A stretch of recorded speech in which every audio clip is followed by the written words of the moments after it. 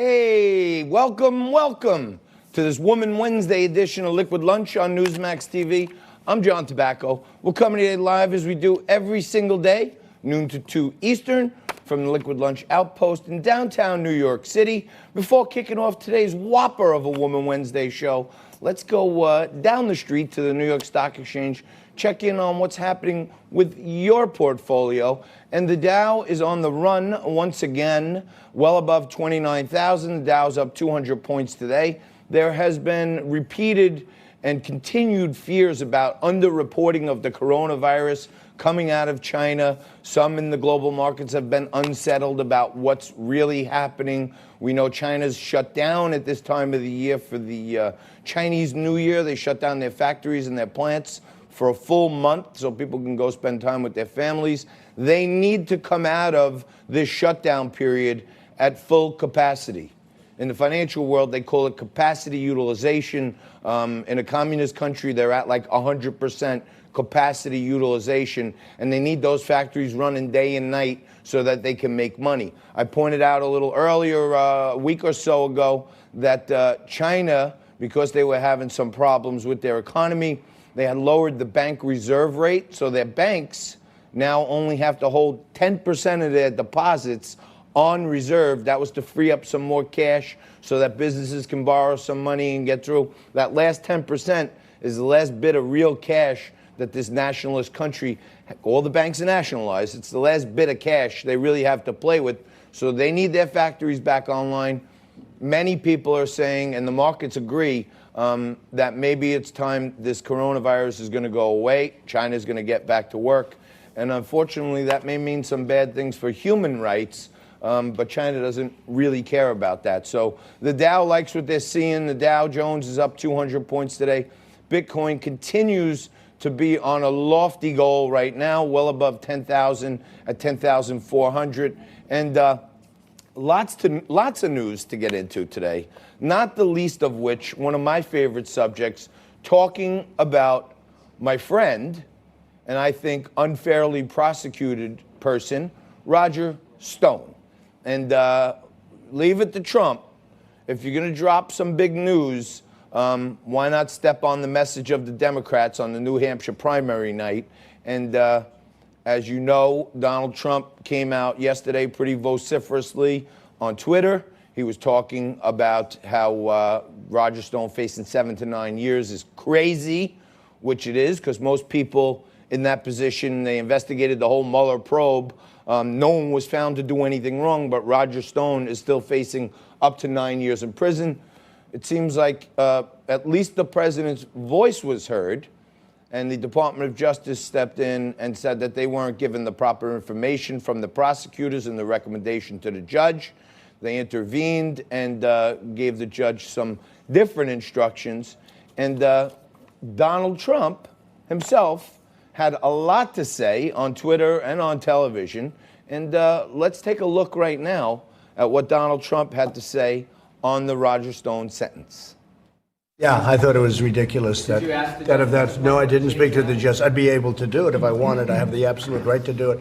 I stay out of things to a degree that people wouldn't believe, but I didn't speak to him. I thought the recommendation was ridiculous. I thought the whole prosecution was ridiculous.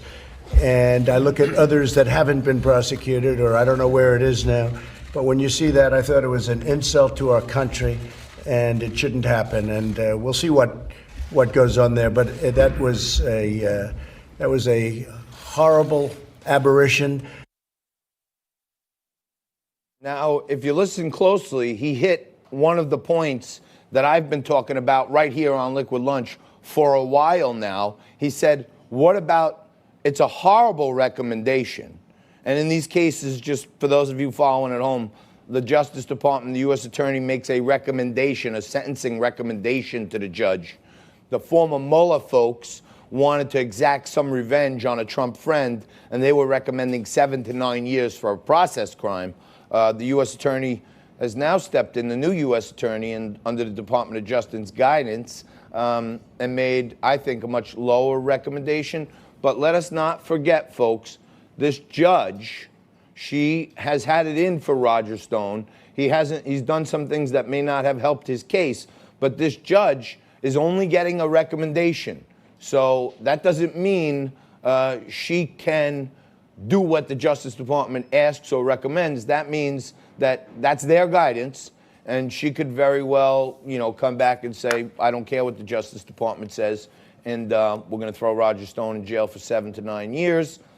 She may even not grant him his bail while he's on appeal. So we'll keep our eye close on this.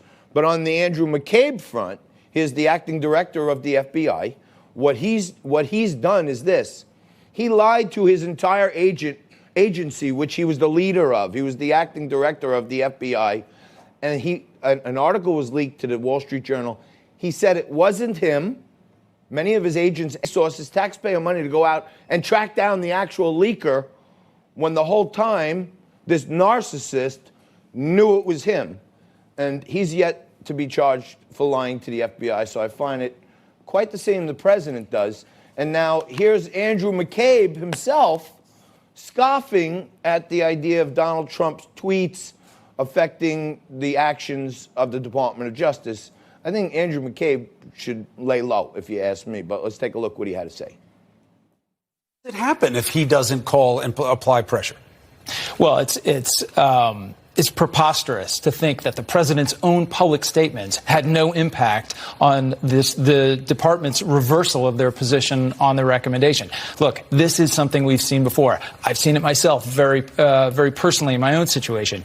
The president indicates on Twitter for the world to see exactly what he wants done, and the department lines up behind that and executes his vision.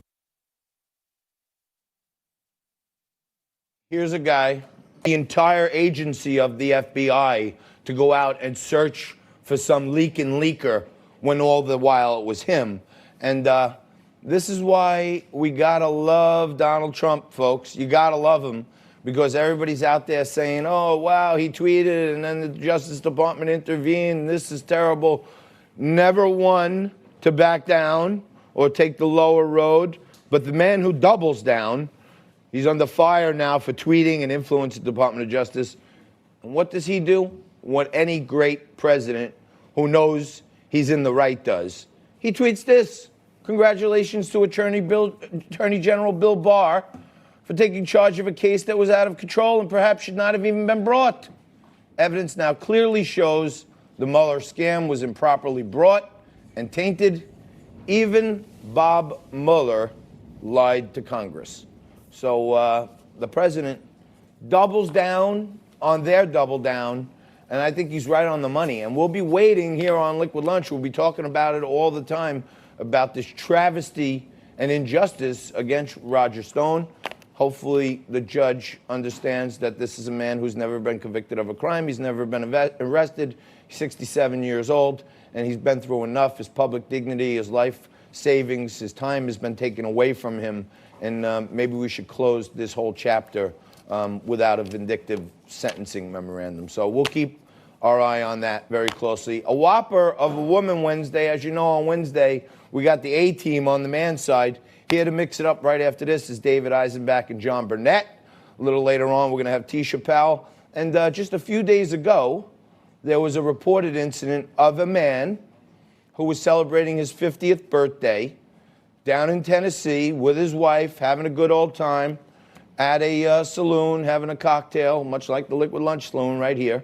And he had on a red hat. And we talked about how red hats now trigger the woke folk. But the hat said, "Make 50 great again," in the same font as a Make America Great Again hat. And we talked about people getting thrown out of bars and restaurants and stuff because it's not a safe space for the snowflakes. His hat said, "Make 50 great again." And some wacko lefty who couldn't handle it was triggered by a red hat and basically came up to the guy, a decorated, retired New York City police officer celebrating his 50th birthday in Tennessee, and slugged him right in the face, potentially with a key. He's got a hole in his face, potentially with a ring or something. But Danny Sprague is going to be here. He's going to join us, and we're going to talk about why it's okay to physically attack Trump supporters even when they're not necessarily Trump supporters, it was just a red hat. Where is the outrage for the hate of attacking someone physically because they have on a red hat?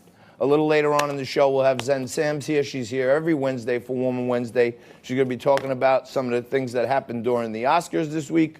Consuelo Vanderbilt Costin is going to join us from Los Angeles via Skype. And for those of you wondering what you should do for Valentine's Day, we're going to get into that with Eileen Fisher a little later on. She is one of the finest dating experts in the world. And finally, a little later on, we'll get to the Metropolitan Magazine Minute when our man about town, Chase Backer, checks in with Julie Mintz on what's happening for Fashion Week and all the great things to do right here in New York. For those of you here for Fashion Week, we're going to take a quick break. We're going to come back with more Liquid Lunch right after this.